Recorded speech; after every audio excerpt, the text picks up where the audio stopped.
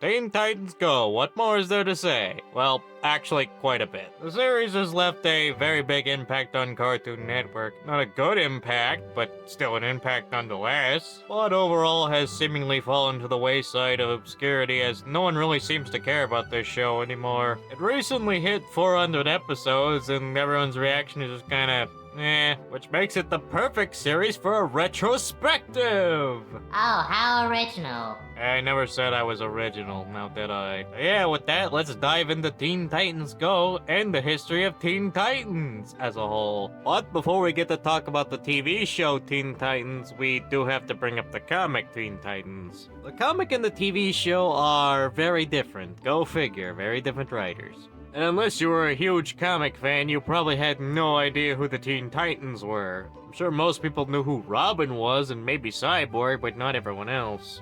Yeah, like with something like the Guardians of the Galaxy, not many people knew about the original source material before the more popular counterpart came out. And like with Guardians of the Galaxy, the Teen Titans TV show heavily influenced the comics to come. Like how future iterations of Star-Lord were made to look more like Chris Pratt, Starfire was modeled more after her cartoon counterpart rather than her comic counterpart. What does Mario have to do with any of this? Oh, you just had to bring that up, didn't you? Of course. That's not to say everything from the comics was different, it's just that a lot of things were different from the comic to TV show. Mostly small design changes, that sort of thing, maybe swap around personalities, and oh yeah, Starfire's completely fucking different. Yeah, unlike the cartoon, Starfire in the comics is not a bubbly idiot that's more naive than anything else. It was a sex bomb.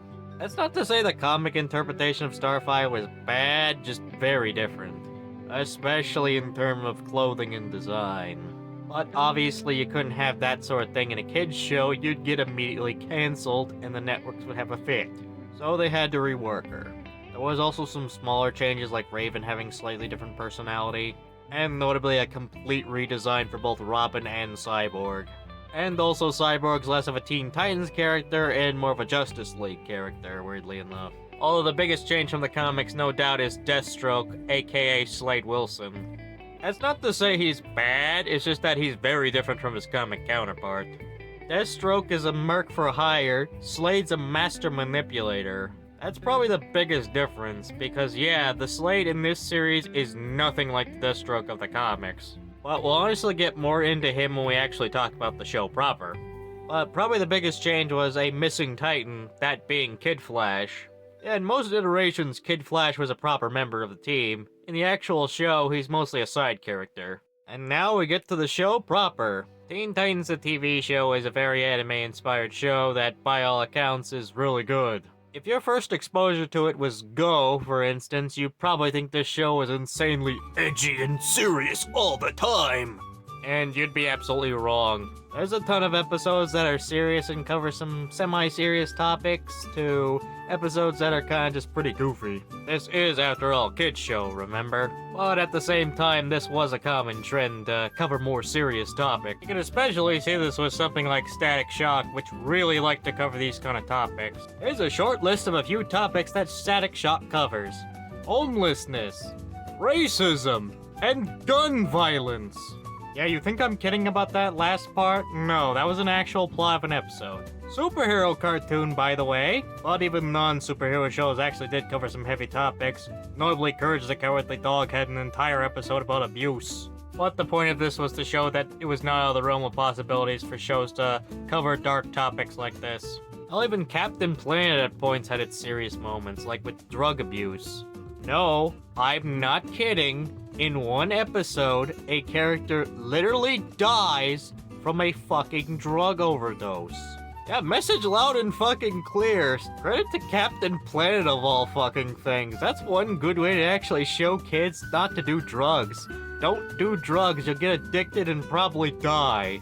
You say that as a joke, yet that's actually pretty realistic. I know, I'm just amazed that Captain Planet of all things was the one to do it. So needless to say, this sort of thing was pretty standard. Cartoons could get away with that sort of thing pretty easily. Not to mention every character was different in their own regard. Beast Boy and Cyborg were typically goofing off. but Beast Boy was more the comedic relief and more the guy to get in trouble, whereas Cyborg was more the tech expert. Starfire was a lot more naive and bubbly than most of them, and Raven was the edgy goth woman with some serious daddy issues. Although in all fairness, being related to the DC equivalent of Satan isn't exactly the best life. Is Trigon really the equivalent of Satan, though? Well, if you're gonna ask that question, we'd have to ask the same for Mephisto, and that would drag out the runtime, so we're not gonna answer that right now. All the serious episodes, funny enough, do involve Raven and her past, but the one character I do need to bring up as he's rather important to the team despite having no powers is Robin. Which Robin is he? It's never outright stated, although in the future he did become Nightwing, so it's kind of implied as Dick Grayson. Although this is never outright stated by the show. Robin's basically the straight man of the team, keeping everyone else in check and making sure everything goes smoothly. What he lacks in powers, he makes up for in cunning and cleverness. By all accounts, he's the Batman of this series. Kind of ironic because Batman is never mentioned. Nor is Superman. Nor is Wonder Woman. Nor is Green Lantern. Nor any other member of the Justice League.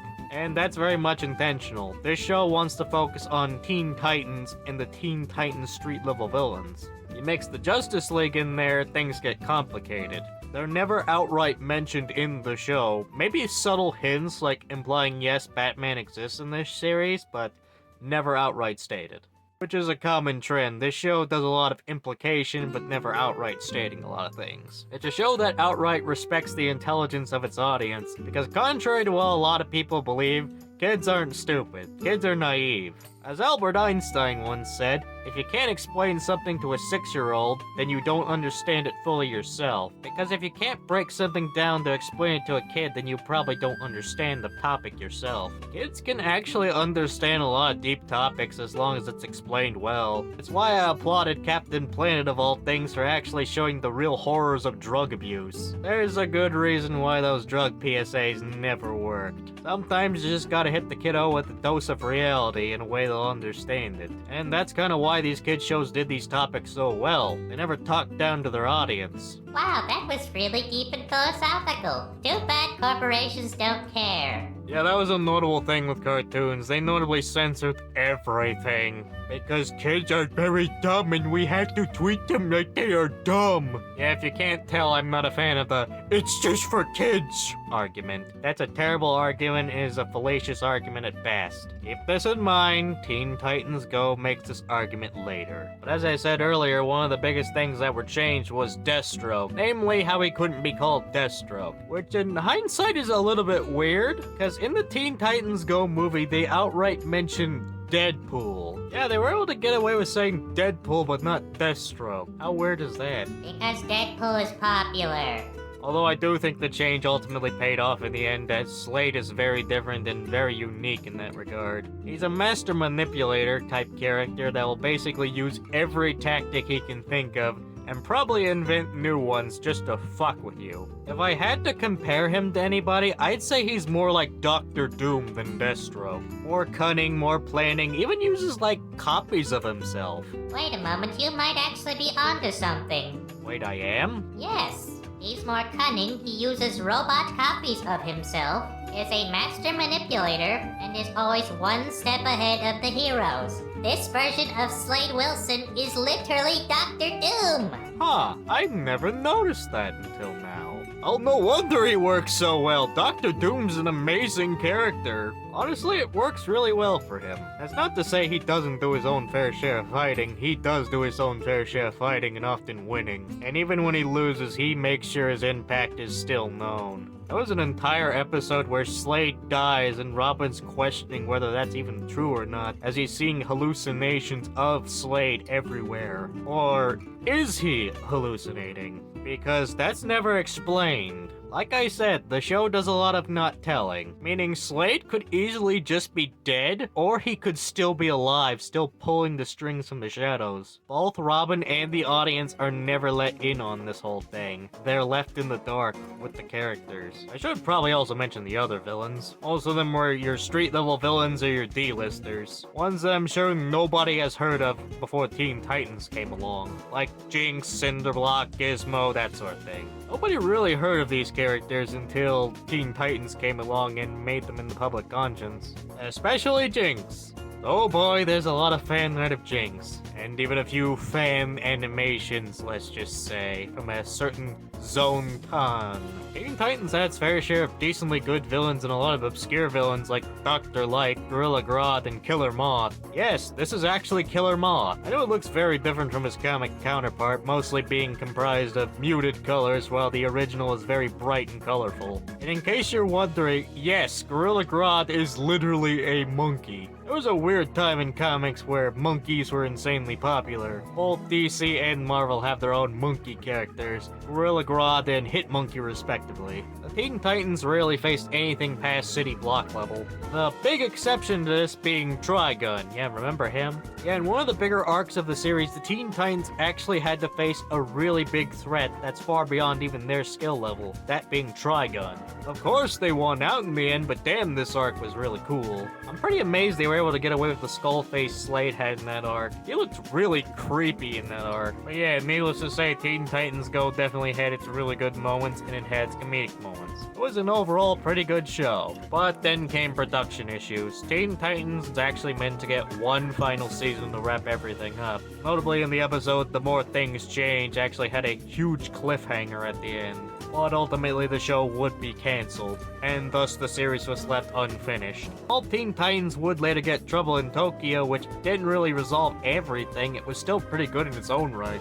I mean, considering one of the plot lines was Robin getting framed for murder, well, it was actually ink, because you couldn't show blood in a kid's show, but you could show things like oil, and could get away with a lot of violence as long as it was against robots. So, as a result, the show was basically left in a perpetual state of limbo, never really being finished and kind of being left on this arc that will never get resolved properly. Like a lot of shows from its time, actually. Because a big reason why this happened actually had to do with the fact that a lot of networks were starting to get rid of action shows in favor of more comedic shows. Now, there are some exceptions to this, like Ben 10 for instance got to stick around, and also notably much later OKKO was a thing, but for the most part networks wanted to get rid of action shows in favor of the much cheaper comedy shows, because we can't have nice things. But likewise, we can't just talk about Teen Titans Go, because there's actually something that came before Teen Titans Go. So with that, let's dive right into that. But before we talk about Teen Titans Go, I'm gonna have to bring up DC Nation. I'm sure some of you are asking, what even is DC Nation? It was a block on Cartoon Network that primarily showed DC shorts, and notably had a few bumpers as well. It's been years since I've seen these shorts, and I'm actually kind of amazed at how well they actually still hold up. I was able to find most of them here on YouTube, and that's how I'm showing them to you now. Most of these were just inherently shorts, but some of them were actually backdoor pilots, and actually got greenlit for full series, like Super Best Friends Forever and, as we'll get into, Teen Titans Go. Although the Teen Titans shorts, funnily enough, have nothing to do with Go. Yeah, isn't that a little bit weird? These shorts are technically the first iteration of Teen Titans Go, yet they have nothing to do with Go. In fact, they're actually pretty decent. In fact, a lot of the shorts are actually pretty decent. They don't go over a minute and 20 seconds, and by and large don't overstay their welcome because of that. But apparently an executive liked these shorts so much that they greenlit Teen Titans Go. And with that came its controversy.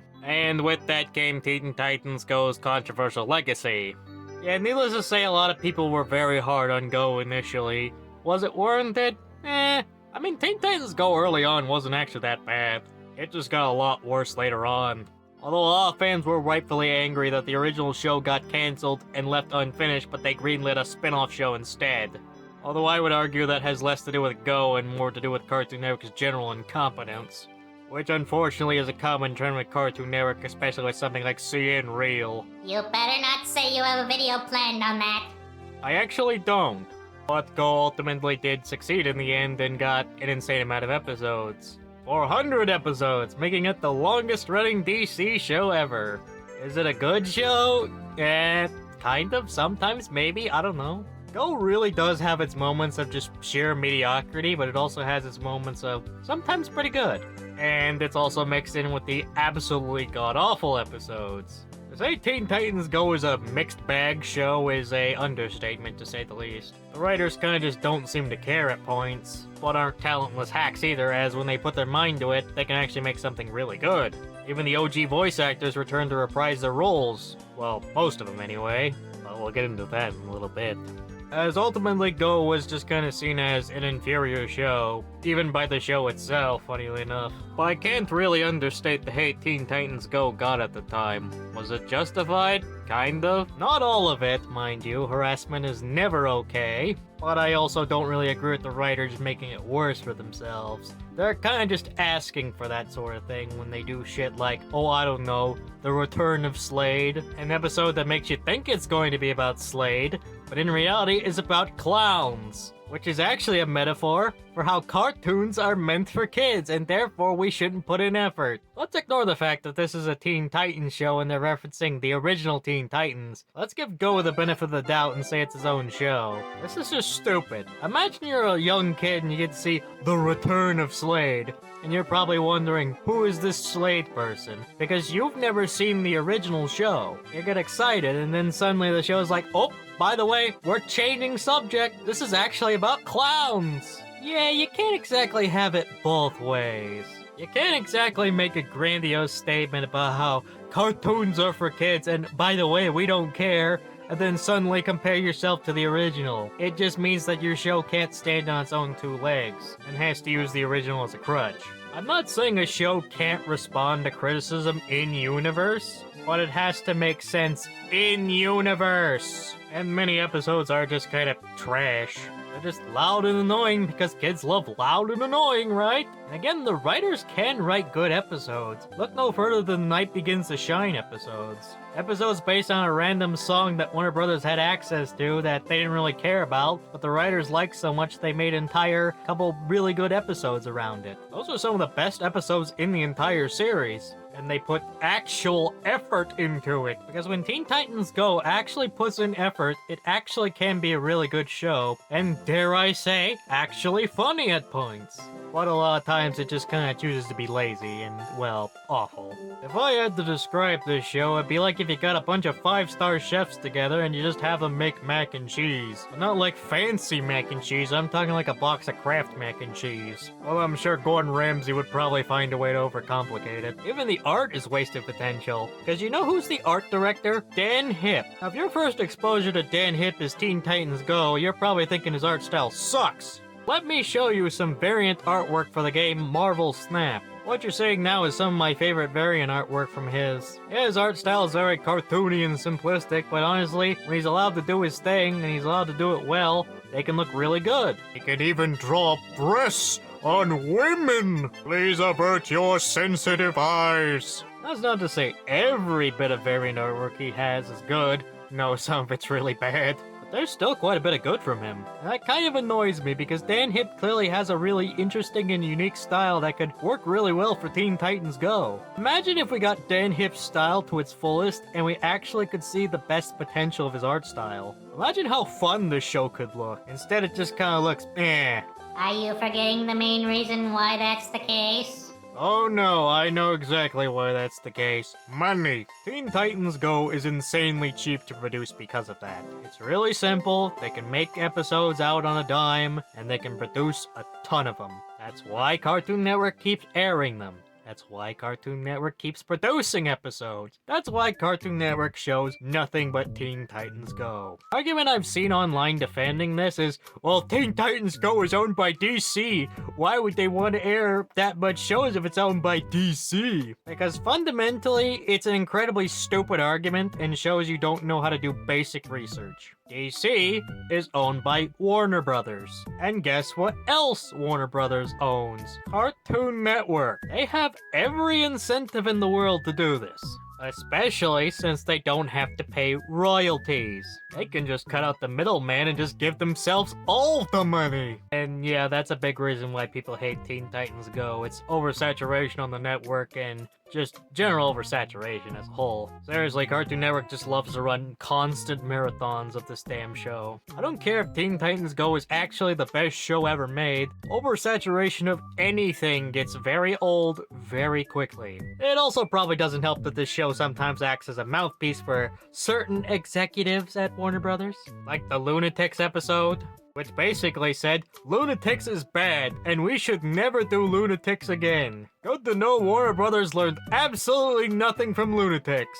Care to elaborate? Gladly. Lunatics Unleashed is a show that, by all accounts, is just pretty bad because they just didn't know what to do with it. Oh, the first episode is aired out of order, and there's animation errors galore. But the problem with Lunatics was it was insanely mismanaged, and Warner Brothers didn't really know what to do with it. It's not like you can't take the Looney Tunes and turn them into something else, especially since these aren't technically the Looney Tunes. These are the Looney Tunes' descendants. But literally in the first episode, we get no introduction of who these schmucks even are. And also in Season 2, they actually completely reworked everything. Whereas the original was kind of this generic anime-inspired action show, Season 2 definitely had a lot more Looney Tunes influence. Even had Looney Tunes characters return as villains. You know, characters like Elmer Fudd, Marvin the Martian, that sort of thing. But Warner Brothers learned, let's never do this again. Lunatics was an absolute mistake. Loud and clear, while learning absolutely nothing from why Lunatic was bad in the first place. I mean, yeah, a lot of things sound stupid, like putting the Looney Tunes in modern-day suburbia. Who would watch a show about that? Oh, wait. Yeah, the Looney Tunes show kind of disproves this whole thing loud and clear. As well, yeah, it's a show about the Looney Tunes in modern-day suburbia. It does it really well. Dare I say, this is probably one of the best takes on modern Looney Tunes we've ever had for a while. It's the perfect combination of modern-day humor and just general Looney Tunes comedy. Bugs Bunny and Daffy are no longer mortal enemies, they're just grouchy roommates. And honestly, Daffy being a deadbeat roommate is probably the funniest thing they could have done with that. Speedy Gonzalez owns a pizza shop, Porky Pig's, that one friend that's a bit too generous. So it's not like you can't do an out there concept like this well, it's just that Lunatics just failed miserably because it had no real direction. It just needed someone to steer the ship in the right direction, and maybe it could have been a good series. Problem is, it didn't have anyone to guide the ship in the right direction. But, oh, Lunatic's bad, we gotta remove it from existence. If you can't tell, I don't exactly like Teen Titans Go being preachy. Especially when it suddenly goes, oh man, the Teen Titans were so much better than us, man. The Teen Titans were like so much cooler and like way better. We totally suck, guys. Pointing out your problems does not make them go away. Hey, look everyone, the image on the Mimo Vision is not perfectly centered. Isn't that funny? I'll have you know that's a feature. See, pointing out the problems isn't funny. It just shows Teen Titans Go can't stand on its own 2 feet. It has to constantly compare itself to the original. Just be your own thing and stop comparing yourself to the original Teen Titans Go. Just be a good show, that's all people fucking ask. Sure, you might be hated initially, but people will eventually come around. Look no further than something like The Brave and the Bold. Batman the Brave and the Bold was a show that was not well liked at the time because it wasn't the animated series. All of that was because it was a lighthearted interpretation and a love letter to the Bronze Age of comics. I mean, to be honest, I never thought I'd need to hear Batman does not eat nachos in a completely serious tone. Yeah, most people now love Brave and the Bold. Sure, people still love the animated series, but people are now starting to realize that Brave and the Bold has its own merits. And Go, by all accounts, could have that potential, but instead chooses to be mediocre and just take their easy paychecks. And it's not like you can't have this unserious comedic shtick and have it work. Notably, a show I'm sure a lot of you now heard of because YouTube won't stop recommending the video to me is the Superhero Squad show. It's now time for my random fun fact I like to insert in these videos. Have you seen the Hacker Man meme? Well, you might actually notice that the computer he's using is actually a Superhero Squad computer. That's completely irrelevant to the video, but I had to point it out because it was mildly interesting. The Superhero Squad show is definitely an interesting show because yeah, it's quite goofy, yeah, it's quite silly, but it also uses a lot of obscure Marvel characters that, by all accounts, most people probably wouldn't know about. Mole Man, Doctor Strange, Dormammu, MODOK, Abomination. Even dabbled more into Marvel's cosmic side of things with the Dark Surfer arc, Galactus, Thanos. Even characters like Annihilus was mentioned. This show, by all accounts, introduced a lot of people to these characters. And Teen Titans Go very much could have been the DC equivalent of the Superhero Squad show if it actually tried. Funnily enough, they also aired on the same network. But honestly, my biggest problem with Go also has to do with the characters being flanderized beyond all belief. Everyone's an asshole. Everyone has the same personality. All those unique differences that bounce off the team members, gone. And it's not like you can't have unlikable characters be funny. As Handsome Jack once said, if you're gonna be an asshole, at least be funny with it. Ed, Edd and Eddy especially knew this well. The Eds, by all accounts, aren't good people, and every episode basically has them trying to scam the kids. Not all of them, but that's the majority of the episode's plots. All so they can get those sweet jawbreakers and probably end up with Lockjaw. But honestly, my biggest criticism doesn't come from the show. It comes from the show's fans. There's a lot of revisionist history on the internet. A lot of people seem to just rewrite history to fit their own means. Just remove a few certain details that disprove your point, and then you're good to go. Teen Titans Go is a bad show by all accounts. But it has its good moments, is the thing. The Teen Titans Go fans just want to pretend like Teen Titans Go was never a bad show. And look, you can enjoy things that are objectively bad quality. Shocking, I know. Something like The Room is an objectively bad movie, yet most people still enjoy it because it's unintentionally hilarious. You can enjoy things that are bad. A lot of critics don't like Adam Sandler movies. That doesn't mean that Adam Sandler movies are the worst fucking thing known to man. They're just insanely formulaic. I swear that Dunkachino scene lives rent-free in my head. I should also probably bring up the movie. Yeah, it was pretty good at points. I feel like some jokes really dragged on for too long, but there was definitely a lot of good in the Teen Titans Go movie. It was also one of the last times we actually got a Stan Lee cameo. But yeah, it still has a lot of the problems that Teen Titans Go has, like some jokes dragging on for far too long, like the Slade joke. I also kind of find it weird how Slade's voice actor changed. Whenever I hear this voice actor, all I think of is disembodied voice trying to sell me Reese's peanut butter cups. Yes, I know he's also done work for BoJack Horseman, this is just a joke. But honestly, Teen Titans Go's legacy is kinda just meh. It's probably gonna go on forever like The Simpsons or Family Guy and probably just be forgotten to time, only occasionally being brought up for its occasionally really funny moments. Which, yeah, that's just kind of a horrible thing with the industry right now, is that most cartoons just go on for far too long and shows just kinda end up rotting. And unfortunately, Teen Titans Go looks to be one of those shows. But either way, that's all for now. If you enjoyed this video, well, I'm glad. What, you thought I was gonna say like and subscribe? No. Do that on your own accord. Either way, I hope to see you all next time, and goodbye.